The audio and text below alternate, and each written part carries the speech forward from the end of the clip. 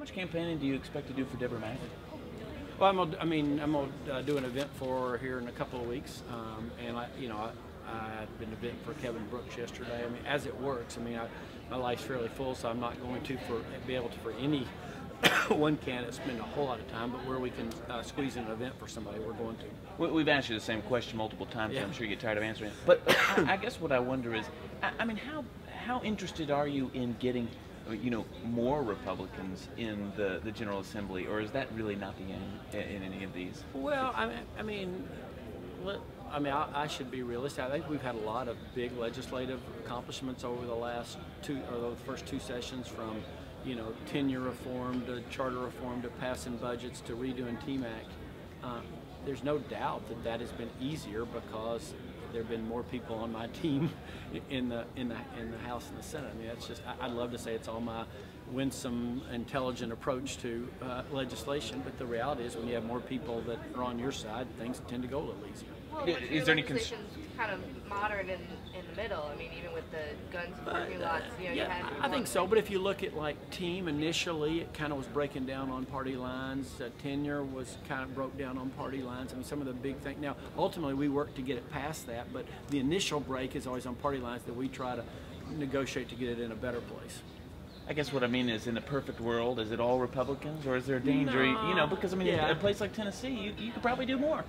Well, I hadn't really thought of what the perfect world would look like. I will say this: I think in the end, it is about getting, in my view, people who are really committed to good government. And one of my hopes is, again, that we keep doing things that the focus is on what are the critical things for the state. What are the things that are really, really important. Thanks. Any other friends you're willing to talk? Again, we don't have a full strategic map on that yet, and some of that's just as opportunities come up where we have time in the schedule, and there's somebody that is having an event or will plan an event around that. So I don't have any. Nothing beyond Maggard has been scheduled then?